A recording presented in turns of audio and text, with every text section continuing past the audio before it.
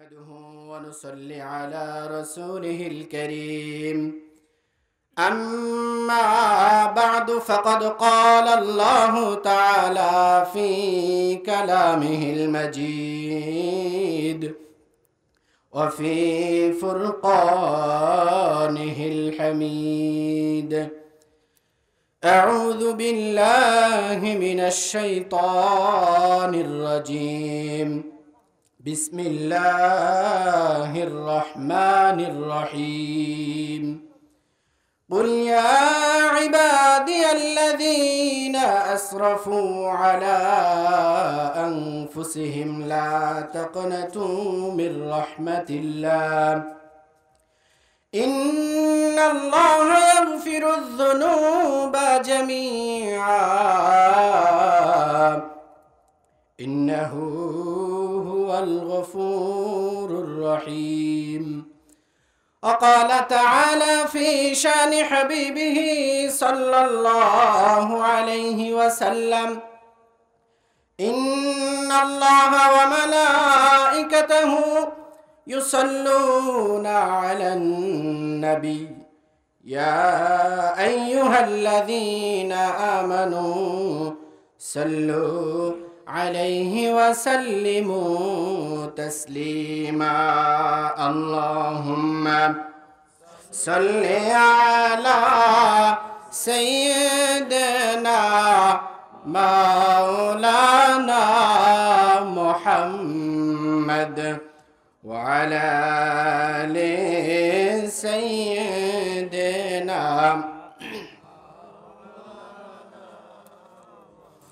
কবে জানি ডাকা শিবে এইবারে ঘর ছাড়িতে কবে জানি ডাকা শিবে এইবারে ঘর ছাড়িতে আপন পোশাক খুলে খুলে সাদা কাফন পড়িতে আল্লাহুম্মা সাল্লি আলা সাইয়্যিদিনা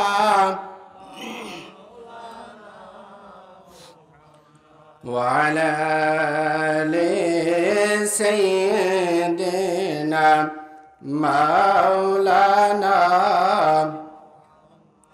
بلغ العلا بكماله كشف الدجى بجماله حسنت جميع خصاله صلوا عليه وآله صلى الله عليه وسلم صلى الله عليه وسلم محترم معزز মুসল্লিয়ান ইকরাম মহান আল্লাহ রব্বুল ইজ্জত আল জালালের দরবারে লাখ কোটি শুকরিয়া যে মহান আল্লাহ তাআলা আমাদেরকে অত্যন্ত ভালোবেসে দয়া করে মহব্বত করে আল্লাহ তাআলা এক মহতি মজলিসে আমাদের সকলকে বসার তৌফিক দান করেছেন। এজন্য দেহের সমস্ত শক্তিটুকুন উজাড় করে দিয়ে দেহের সমস্ত শক্তিটুকুন কণ্ঠনালীতে এনে রব্বে পারিমের দরবারে শুকরিয়া আদায় করি আলহামদুলিল্লাহ। সম্মানিত হাজিরিন, পৃথিবীর জমিনে আল্লাহ তাআলা আমাদেরকে পাঠিয়েছেন পৃথিবীর এই হায়াতকে অতিবাহিত করার ছলে আমার আপনার অনেক অন্যায় অপরাধ গুনাহ আমার আপনার দ্বারা হয়ে যাবে। কথা বলেন ঠিক কিনা?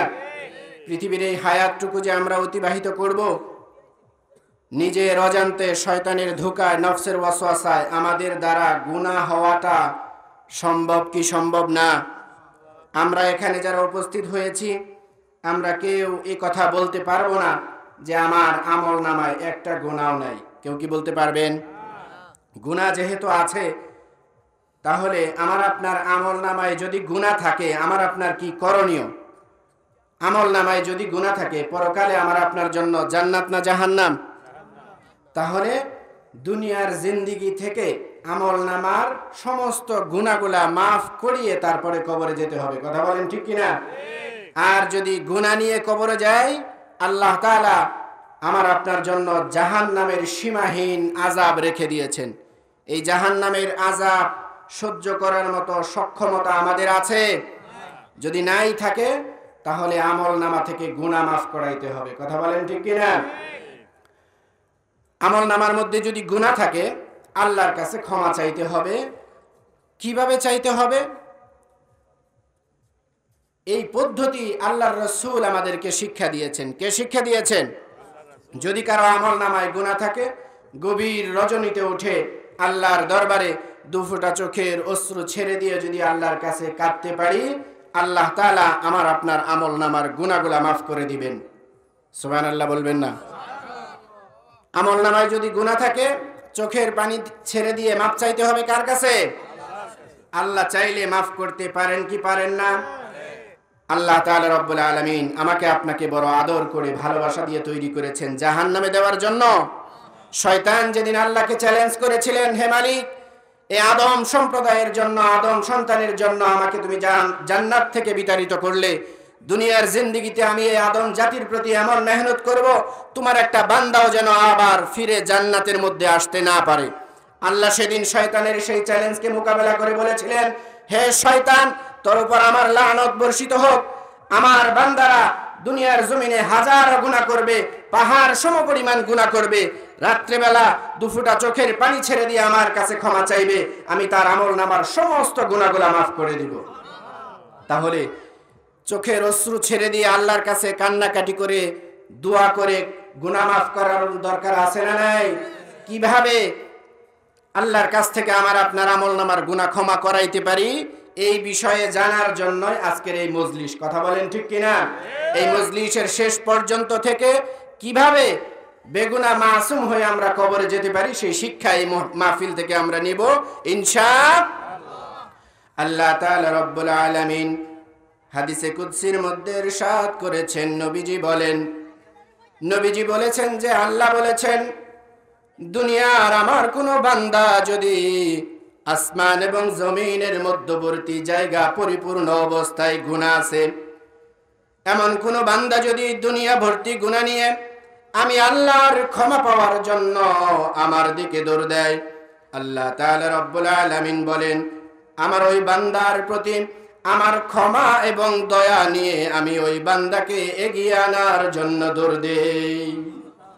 আল্লাহ তাআলা এত ভালোবাসেন আমাদেরকে, শত শত হাজার হাজার কোটি কোটি গুনাহ যদি আমার আপনার আমল নামায় থাকে, আমি আপনি যদি অনুতপ্ত হয়ে তওবা করে আল্লাহর কাছে ক্ষমা চাইতে পারি, আল্লাহ তাআলা আমার আপনার আমল নামার সকল গুনাহ মাফ করে দিবেন। আল্লাহ তাআলা রব্বুল আলামিন পবিত্র কালামে পাকের মধ্যে ইরশাদ করেছেন, ওয়াহুয়াল্লাযী ইয়াকবালুত তাওবাতা আন ইবাদিহি ويعفو عن السيئات ويعلم ما تفعلون।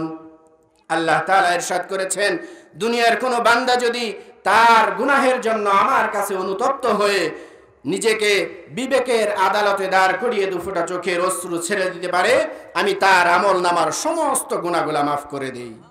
তাহলে আল্লাহর ভয়ে গুনাহের জন্য আল্লাহর কাছে আমরা দুফোঁটা চোখের অশ্রু ছেড়ে দিতে রাজি আছি ইনশাআল্লাহ। আজকে আখিরি মোনাজাতে আমাদের যে মেহমান আজকে আমাদের সামনে বয়ান পেশ করবেন, তার সাথে আমরা আমাদের গুনাহের জন্য আল্লাহর কাছে ক্ষমা চাইবো ইনশাআল্লাহ। আল্লাহ তাআলা আমাকে আপনাকে তৌফিক দান করুন। সম্মানিত হাজিরিন, আমি অল্প সময় আপনাদের সামনে আর একটু বিরক্ত করতে চাই। আল্লাহ তাআলা দুনিয়াতে মানুষ বানিয়েছেন বড় মায়া করে, বড় আদর করে। আমাদের প্রত্যেকটা মানুষকে আল্লাহ তাআলা মহব্বত করেন, সমগ্র মানব জাতিকে, সে দিনদার হোক বা না হোক। পৃথিবীর জমিনে আজ পর্যন্ত আল্লাহ তাআলা এমনকি শুনেছেন যে এক ওয়াক্ত নামাজ কাজা করার জন্য কোনো মানুষের খাবার বন্ধ করে দিয়েছেন? শুনেছেন? কেউ কি শুনেছেন যে আল্লাহর নাফরমানি করার কারণে তাকে আল্লাহ তাআলা অক্সিজেন বন্ধ করে দিয়েছেন? আল্লাহ চাইলে পারতেন কি পারতেন না? আল্লাহ যদি বলতেন, হে আমার বান্দারা, আমার যদি তোমরা সঠিকভাবে গোলামি না করো, আমার ইবাদত বন্দেগী যদি তুমি সঠিকভাবে আদায় না করো, তাহলে আমার এই অক্সিজেন তুমি গ্রহণ করতে পারবে না। আল্লাহ চাইলে পারতেন কি পারতেন না? কারো জন্য কি এই ঘোষণা আল্লাহ দিয়েছেন? দেন নাই। আল্লাহ সবার জন্য রহমত স্বরূপ। আল্লাহ তাআলা রব্বুল আলামিন তার রহমতের দুয়ারটা আমার আপনার জন্য উন্মুক্ত করে দিয়েছেন। যখন যা চাইবো আল্লাহ আমাকে দিবেন কিনা? আল্লাহ তাআলা রব্বুল আলামিন মানুষকে কত ভালোবাসেন। ছোট্ট একটি ঘটনা আপনাদের সামনে পেশ করব। আপনারা জানেন নবী ইব্রাহিম আলাইহিস সালাম তার জীবনের একটা অভ্যাস ছিল, তিনি যখন খানা খাইতেন তার সাথে একজন মেহমানকে সঙ্গে নিয়ে খানা খাইতেন।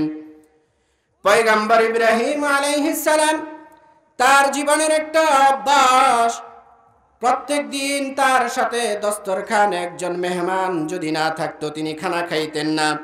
কিন্তু একদিন সকাল থেকে সন্ধ্যা পর্যন্ত অপেক্ষা করতেছেন, কোনো মেহমানের সন্ধান তিনি পাচ্ছেন না। পয়গম্বর ইব্রাহিম আলাইহিস সালাম সারাদিন কোনো খাবার খান নাই।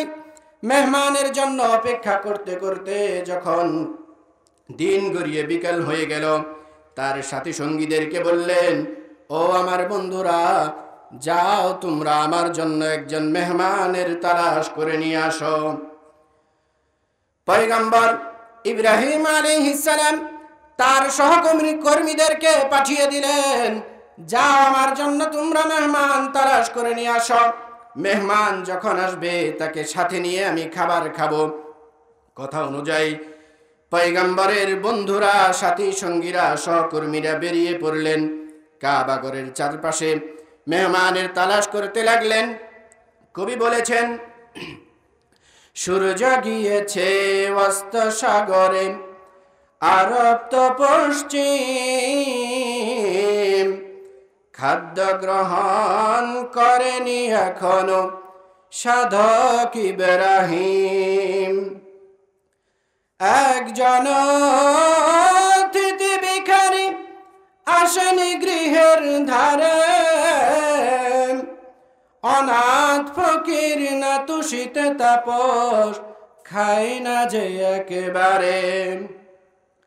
মিত্ররা সব অতিথির খোঁজা ঘুরে ফিরে অবশেষে, এক বাগিরে দেখিতে পাইল মরু প্রান্তরে সে। 80 বর্ষ বয়স তাহার, 80 বর্ষ বয়স তাহার, দুর্বল অতি দিল, শীর্ণ পঙ্গ গড়িত দন্ত, অধিক দৃষ্টিহীন। ক্ষুধার তাড়নায় বৃদ্ধ যখন করিল ভোজনের উদ্যোগ, এমন সময় ঘটিল রে ভাই অপূর্ব দুর্যোগ। হাহা করিয়া তাপস কহিল, আহা সর্বনাশ। ওরে আল্লাহর নাম মুখেতে নানিয়া কেন মুখেতে তুলিলা গ্রাস। কহিল অতিথি মানি না রীতি, আগেতে বাঁচাই প্রাণ। অগ্নিরে পুঁজি মানি না কো আমি, আর কোন ভগবান। রাগ হইয়া ইব্রাহিম কহিল, দূর হও, দূর হও, আমার গৃহের অন্ন পানির তুমি অধিকারী নও। দৈববাণীতে আল্লাহ কহিল, কি করলে ইব্রাহিম হাই, নিজে আমি যারে 80টা বছর বাঁচিয়ে রেখেছি প্রায়। খাইতে দিয়েছি দুনিয়ায় মোর, করতে দিয়েছি বাস।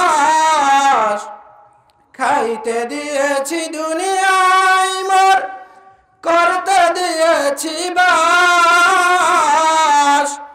একদিন তুমি সইতে পারনি, কারিলা মুখের গ্রাস। সুবহানাল্লাহ।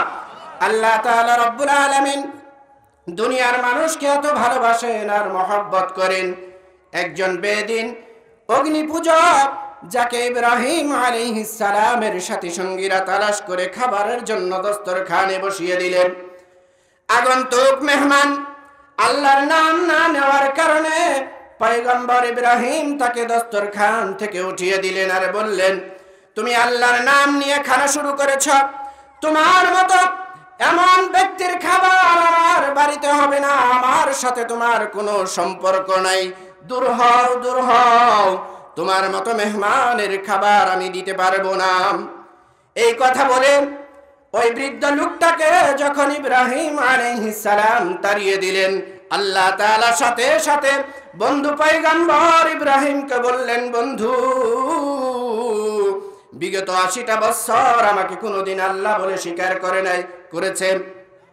80টা বছর আমাকে আল্লাহ বলে মানে নাই, একটা দিন আমাকে একটা সিজদা দেয় নাই, তারপরেও আমি আল্লাহ তার রিজিকের দুয়ার বন্ধ করে দিলাম না। সুবহানাল্লাহ। ও বন্ধু, যাও যাও, ওই মেহমানের সাথে সাথে খাবারের ব্যবস্থা করে দাও। আল্লাহ তাআলা আমাকে আপনাকে এত ভালোবাসেন আর মহব্বত করেন। ওই ব্যক্তিটা ইহুদি থাকা সত্ত্বেও 80 বছর পর্যন্ত আল্লাহর ইবাদত করে নাই, তারপরেও দস্তরখান থেকে উঠিয়ে দেওয়ার কারণে তার সবচেয়ে মহব্বতের পয়গম্বর ইব্রাহিম আলাইহিস সালামকে আল্লাহ তাআলা ধমক দিয়েছেন। সুবহানাল্লাহি ওয়া বিহামদিহি। তাহলে আল্লাহ তাআলা আমাকে ভালোবাসেন কিনা, আমাকে আপনাকে মহব্বত করেন কিনা? একজন ইহুদি বেদিন, তাকে যদি আল্লাহ তাআলা এত ভালোবাসতে পারেন, তাহলে আমি আপনি তো কালিমা পড়ে মুসলমান হয়েছি। কথা বলেন ঠিক কিনা? আমি আপনি কালিমাওয়ালা মুসলমান, নবী মুহাম্মদুর রাসূলুল্লাহ সাল্লাল্লাহু আলাইহি ওয়াসাল্লামের উম্মত। আমার আপনার গুনাহের জন্য যদি আল্লাহর কাছে ক্ষমা চাইতে পারি, আল্লাহ তাআলা আমাকে আপনাকে মাফ করে দিতে প্রস্তুত। কথা বলেন ঠিক কিনা? এজন্য আল্লাহর কাছে ক্ষমা চাওয়ার দরকার আছে না নাই? সম্মানিত হাজিরিন, আল্লাহ তাআলা রব্বুল আলামিন কত দয়াবান আর কত রহমান। একদিন নবী মুহাম্মদুর রাসূলুল্লাহ সাল্লাল্লাহু আলাইহি ওয়াসাল্লামের দরবারে এসে দাহিয়াতুল কলবি কান্না জড়িত কণ্ঠে বলতেছেন, ইয়া রাসূলুল্লাহ, ইয়া হাবিবাল্লাহ, আমার জীবনে আমি এত গুনাহ করেছি গো, আপনি বলেন গো নবী, আমার জীবনের গুনাহ আল্লাহ মাফ করেছে কিনা?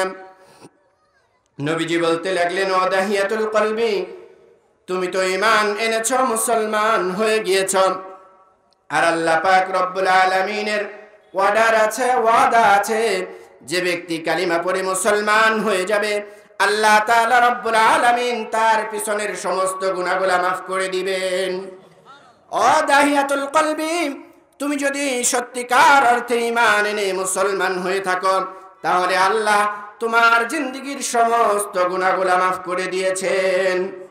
দাহিয়াতুল কলবি তারপরেও কান্না থামছে না, নবীজির কাছে বলতেছে, ইয়া রাসূলুল্লাহ, ইয়া হাবিবাল্লাহ, আমার জিন্দেগীর সব গুনাহ যদি আল্লাহ মাফ করে থেকে থাকে, তাহলে আমার জীবনে এমন একটা আওয়াজ আছে গো নবীজি, যেই শব্দটার কারণে, যে আওয়াজটার কারণে আমি ঘুমাইতে পারি না, নীরবে থাকতে পারি না গো নবীজি, আপনি একটু বলুন, আমার সব গুনাহ যদি আল্লাহ মাফ করে থাকে, এই গুনাহটা আমার আল্লাহ মাফ করেছে কিনা?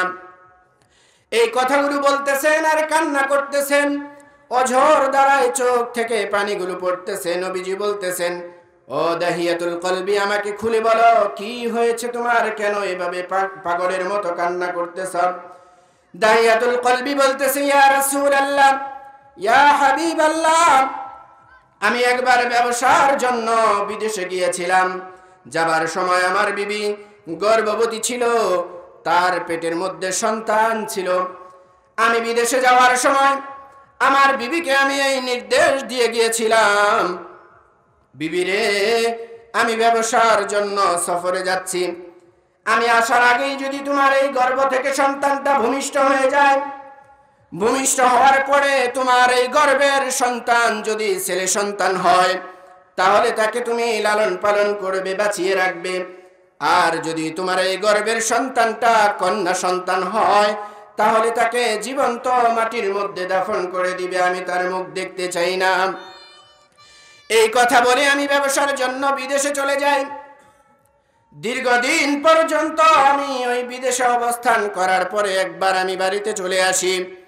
বাড়িতে চলে এসে বাড়ির সরু পথ দিয়ে, গলি পথ দিয়ে যখন আমি বাড়ির দিকে প্রবেশ করতে লাগলাম, ইয়া রাসূলুল্লাহ, ইয়া হাবিবাল্লাহ, বাড়িতে যাওয়ার ওই রাস্তার মুখে পরীর মতো সুন্দর, চাঁদের মতো ফুটফুটে একটা কন্যা সন্তান আমাকে বাবা বলে ডাক দিয়ে আমার গলা জড়িয়ে আমার কুলে উঠে বসেছে আর বলতেছে, বাবা, কতদিন হয়ে গেল আমি তোমার জন্য এই রাস্তার মধ্যে বসে অপেক্ষা করি, সকাল থেকে বিকাল পর্যন্ত অপেক্ষা করি গো বাবা।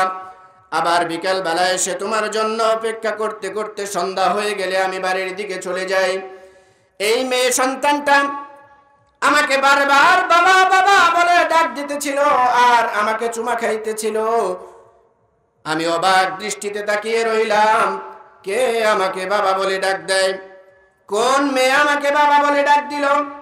মেয়ের কণ্ঠের বাবা ডাক শুনে আমার কলিজায় দাউ দাউ করে আগুন জ্বলতে লাগলো। আমি তখনও বুঝতে পারি নাই কি ঘটনা ঘটতে যাচ্ছে। আমার ওই কন্যা সন্তানটাকে আমি কোল থেকে নামিয়ে দেওয়ার জন্য বারবার চেষ্টা করলাম, কিন্তু পারলাম না। ওই কন্যা সন্তানকে কুলে নিয়ে আমি ঘরের ভিতরে প্রবেশ করে আমার বিবিকে আমি জিজ্ঞাসা করলাম, বিবি রে, এই যে আমার কুলের মধ্যে আমার গলা জড়িয়ে ধরে একটা মেয়ে আমাকে বাবা বাবা বলে ডাকতেছে, বিবি রে বলো এই মেয়েটাকে কে? এই মেয়ে আমাকে বাবা বলে। আমার এই প্রশ্নটা শোনার সাথে সাথে আমার বিবি কান্না করে দিয়েছে, চোখের অশ্রু ছেড়ে দিয়ে আমাকে বলতেছে, স্বামী গো, ও স্বামী, তোমাকে আমি বলি আমার কথায় তুমি রাগ করো না, রাগান্বিত হয়ে যায় না। তোমার কুলে যে কন্যা সন্তান, চাঁদের মতো ফুটফুটে মিষ্টি চেহারার যে কন্যা সন্তানটাকে তুমি দেখতে পাচ্ছ, এই মেয়েটা আর কেউ না, তোমার মেয়ে জামিলা। দাহিয়াতুল কলবি বললেন, ইয়া রাসূলুল্লাহ, ইয়া হাবিবাল্লাহ, আমার স্ত্রী যখন আমাকে আমার এই সন্তানটা দেখিয়ে বলল এটা আমার মেয়ে জামিলা, আমার রাগে শরীরটা থরথর করে কাঁপা শুরু করে দিল। আমার বিবিকে আমি বললাম, বিবি তোমার প্রতি আমার নির্দেশ ছিল কি? তোমাকে বলেছিলাম আমার সন্তান যদি কন্যা হয় তাকে হত্যা করে ফেলবে, আমি তার মুখ দেখতে চাই না। দাহিয়াতুল কলবির স্ত্রী তার স্বামী দাহিয়াতুল কলবিকে বলতে লাগলো, গো স্বামী, তুমি তোমার মেয়ের চেহারার দিকে তাকায় দেখো, পূর্ণিমার চাঁদের মতো সুন্দর, এত সুন্দর কন্যা সন্তান আরবের জমিনে আর কারো ঘরে তুমি দেখতে পাবে না। ভালো করে তাকিয়ে দেখো গো স্বামী, তোমার এই কন্যার চেহারার মধ্যে আর তোমার চেহারার মধ্যে কোনো তফাৎ নাই। এত সুন্দর ফুটফুটে চেহারার কন্যা সন্তান আল্লাহ আমাকে দিয়েছেন। তোমার কথা অনুযায়ী আমার এই কন্যাকে একবার নয়, দুইবার নয়, তিনবার হত্যা করার জন্য চেষ্টা করেছি, কিন্তু আমার এই কলিজার টুকরা সন্তানের চেহারার দিকে তাকাইলে আমি আর হত্যা করতে পারি নাই। মায়ের মন্ত্র, কথা বলেন ঠিক কিনা? সুবহানাল্লাহ বলবেন না? আমাদের পিতামাতার মনে, মায়েদের মনে সন্তানের প্রতি ভালোবাসা আছে না নাই? যে ভালোবাসা মা বাবা সন্তানের প্রতি রাখে, একজন সন্তান যদি তার জীবনের সমস্ত কষ্ট আর পরিশ্রম মা বাবার পিছনে ব্যয় করে, তারপরেও মা বাবার ঋণ শোধ করা যাবে। এজন্য কবি বলেছেন, মায়ের একদার দুধের দাম কাটিয়া গায়ের চাম, পাপুষ বানাইল ঋণের সুদ হবে না, এমন দরদি ভাবে কেউ হবে না আমার মা গো। কথা বলেন ঠিক কিনা? মুহতারাম হাজিরিন, দাহিয়াতুল কলবির স্ত্রী কান্না জড়িত কণ্ঠে স্বামীকে বলতেছে, ও স্বামী, আমি বারবার চেষ্টা করার পরেও ব্যর্থ হয়েছি, আমার এই কন্যা সন্তানকে আমি হত্যা করতে পারি নাই। স্বামী বলতেছে, তুমি যখন ব্যর্থ হয়েছ আমার কাছে দাও, আমি পারবো, আমার এই কন্যা সন্তানের কোনো দরকার নাই, আমার এই সন্তানটাকে আমি হত্যা করে দিব। দাও দাও, তাড়াতাড়ি আমার এই সন্তানকে বিদায় করে দাও। দাহিয়াতুল কলবির স্ত্রী তার এই কলিজার টুকরা সন্তানকে সুন্দর করে গোসল করিয়ে নতুন জামা পরিধান করিয়ে দাহিয়াতুল কলবির হাতে তুলে দিচ্ছিলেন। এমন সময় বলতেছেন, ও স্বামী, জিন্দিগিতে তোমার কাছে আমি আর কিছু চাইবো না, আর কিচ্ছু চাইবো না গো স্বামী, তুমি আমার এই কলিজার টুকরা সন্তানটাকে আমার কাছে দিয়ে দাও। আমার দু চোখ যত দূর চলে যায় আমি চলে যাব, দেশান্তরী হয়ে যাব, তারপরে আমার এই ফুটফুটে সন্তানটাকে তুমি হত্যা করো না, আমার কাছে দিয়ে দাও। দাহিয়াতুল কলবি নবীজিকে এই কথাগুলো বলতেছেন আর কান্না করতেছেন। বললেন, আমার এই স্ত্রীর কথাগুলো আমার হৃদয়ের মধ্যে পৌঁছালো না। আমার নিষ্ঠুরতা এত পরিমাণে বেড়ে গিয়েছিল, আমার ওই সন্তান আমার স্ত্রীর কাছে দিলাম না। আমার স্ত্রীর হাত থেকে আমার সেই সন্তানটাকে নিয়ে মক্কার অদূরে এক জঙ্গলের ভিতরে চলে গেলাম। জঙ্গলের ভিতরে যে একটা গর্ত আমি খনন করতে লাগলাম। আসার পূর্বে আমার সন্তান তার মায়ের চোখের পানি মুছে দিয়ে এমন ভাবে তার মাকে সান্ত্বনা দিচ্ছিল আর বলতেছিল, মা, ও মা, তুমি কেন কান্না করতেছ? আমি বাবার সাথে বেড়াতে যাচ্ছি, অল্প কিছুক্ষণ পরে আবার তোমার কাছে চলে আসব। এই কথাগুলো আমার সন্তান তার মাকে বলতেছিল আর চোখগুলো মুছে দিচ্ছিল আর সান্ত্বনা দিয়ে আমার সাথে আসার জন্য আমার মেয়ে ব্যাকুল হয়ে যাচ্ছিল। তার মা তার সন্তানকে বলতেছিল, জামিলা রে, তুই তো জানিস না মা, এই পৃথিবী কত নিষ্ঠুর। আজকে তুই আমার কাছ থেকে এত দূর, বহু দূর চলে যাবি, আর কোনোদিন দুনিয়ার জমিনে তোর আর আমার সাক্ষাৎ হবে না। এই কথাগুলো বলে দাহিয়াতুল কলবি তার কন্যা জামিলাকে নিয়ে মক্কার অদূরে এক জঙ্গলের ভিতরে গর্ত খনন করার সময় বলতেছে, দাহিয়াতুল কলবি নবীজিকে বলতেছেন, ও নবীজি, আমার কন্যা আমার চারপাশে ঘোরাঘুরি ছোটাছুটি করতেছিল আর কান্না করতেছিল, হাসি খুশি ভাবে দৌড়াদৌড়ি করছিল, বারবার আমার কোলে আসছিল, আমাকে আদর করতেছিল আর বলতেছিল, বাবা, তুমি কেন এত কষ্ট করে এই গর্ত খনন করতেছ? এই গর্ত খনন করার সময় কুদালের আঘাতে যখন মাটিগুলো আমার দাড়ির মধ্যে ছিটে আসছিল, আমার এই দাড়ি থেকে মাটিগুলো পরিষ্কার করে দিচ্ছিল আর আমাকে বারবার আদর করছিল। ওগো নবীজি, আমার মেয়ে সে চাইছিল তার ভালোবাসার জালে আমাকে আবদ্ধ করতে, কিন্তু আমার ভালোবাসার নিষ্ঠুরতা আমার মেয়েটাকে দুনিয়ার জমিনে বাঁচতে দেয় নাই। এই গর্তটা খনন করার পরে আমি আমার মেয়ে জামিলাকে ডাক দিয়ে বললাম, জামিলা রে, মা দেখে যায় গর্তের ভিতরে কি যেন দেখা যায়। যখন আমি আমার মেয়ে জামিলাকে এই কথাটা বলে ডাক দিলাম, অতক্ষণে আমার বুদ্ধিমতী মেয়ে বুঝে ফেলেছে এই গর্তটা আর কিছু না, আমার মেয়েকে এই গর্তের মধ্যে দাফন করার জন্য আমি খনন করেছি। আমার মেয়ে আমাকে ডাক দিয়ে বলতেছে, না বাবা, না, আমি তোমার কাছে যাব না, তোমার কাছে যেতে আমার ভয় করতেছে। ও বাবা, সকাল থেকে সন্ধ্যা পর্যন্ত অপেক্ষা করতাম কখন তুমি আসবে আর আমাকে কুলে নিয়ে একটু আদর করবে, আমাকে ভালোবাসার চাদরে আবদ্ধ করে লালন পালন করবে আশা করে, কিন্তু তুমি যে বাবা আমার আজরাইল হয়ে আসবে, এই কথাটা যদি আমি জানতাম, জিন্দেগিতে আমি তোমার সাথে সাক্ষাৎ করতে চাইতাম না। এই কথা বলে জামিলা কান্না করতেছে আর দূরে সরে যাওয়ার জন্য চেষ্টা করতেছেন। দাহিয়াতুল কলবি বললেন, ইয়া রাসূলুল্লাহ, ইয়া হাবিবাল্লাহ, আমার মেয়ে এত কান্নাকাটি করলো আর এত জোরাজুরি করলো, তারপরেও আমার মনের মধ্যে একটু ভালোবাসা আমার মেয়ের জন্য আসলো না। খপ করে আমার মেয়ের হাতটা ধরে আমি ওই গর্তের মধ্যে ছুঁড়ে মারলাম। গর্তের মধ্যে আমার মেয়েটার পুরো শরীর পড়ে গেছে। এমন অবস্থা আমার ওই মেয়ে খপ করে আমার ডান হাতটা ধরে ফেলেছে, কান্না করতেছে আর বলতেছে, বাবা, ও বাবা, এত নিষ্ঠুর হয়ে না গো বাবা, আমাকে ছেড়ে দাও, আমাকে মাফ করে দাও। আমি তো আগে জানতাম দুনিয়ার জমিনে কোনো সন্তান বিপদে পড়লে তার মা বাবা তাকে বাঁচানোর জন্য কথা বলেন, ঠিক কিনা? কিন্তু আজকে আমার পোড়া কপাল, আমার বাবা আমাকে হত্যা করার জন্য উদ্বুদ্ধ হয়েছে। ও বাবা, আমাকে আমার জানটা ভিক্ষা দাও, আমি অনেক দূরে চলে যাব, জিন্দেগিতে তোমার চোখের সামনে কোনো দিন আসবো না গো বাবা, আমার জানটা ভিক্ষা দাও, আমাকে তুমি ছেড়ে দাও। নবীজিকে বলতেছেন, ইয়া রাসূলুল্লাহ, তারপরেও আমার প্রচন্ড হৃদয় একটু গলল না, আমার সন্তানকে আমি বাঁচতে দিলাম না। ঝাড়া মেরে আমার জামিলাকে কবরের মধ্যে ফেলে দিলাম। ফেলে দিয়ে ওই মরুভূমির নিচ থেকে বিশাল এক পাথর আমার মাথার মধ্যে উঠিয়েছি।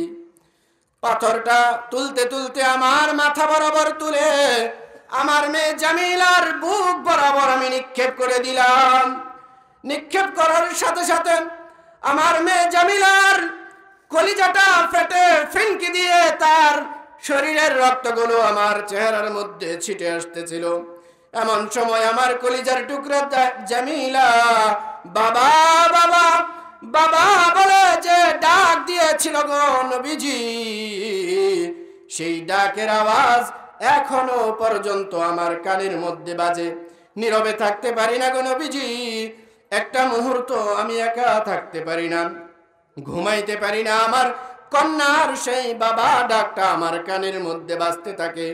ওগো নবীজি, আপনি বলুন, আমার জিন্দেগীর সব গুনাহ যদি আল্লাহ মাফ করে থাকে, আমার কন্যা জামিলাকে যে হত্যা করে পাপ করেছি গো নবীজি, আমার এই অপরাধ আমার আল্লাহ মাফ করেছে কিনা?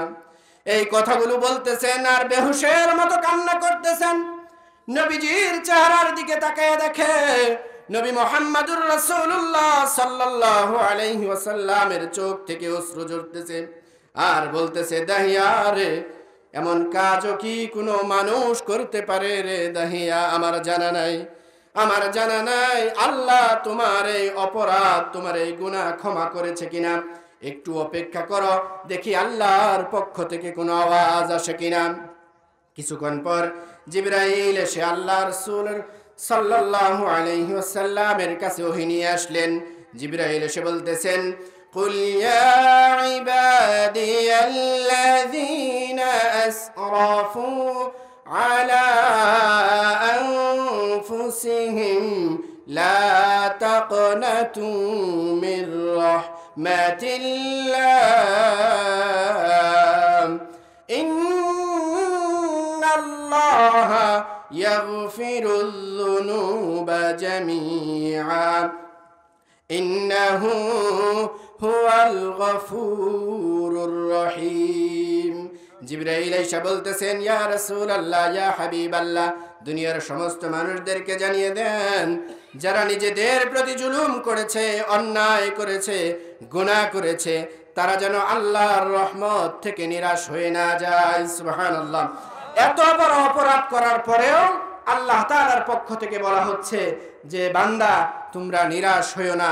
আল্লাহর কাছে নিজের বিবেকের আদালতে নিজেকে দাঁড় করিয়ে যদি দুফোঁটা চোখের অশ্রু ছেড়ে দিয়ে আল্লাহর কাছে ক্ষমা করা চাওয়া যায়, আল্লাহ তাআলা রব্বুল আলামিন দুনিয়ার সমস্ত অপরাধকে আল্লাহ ক্ষমা করে দিবেন।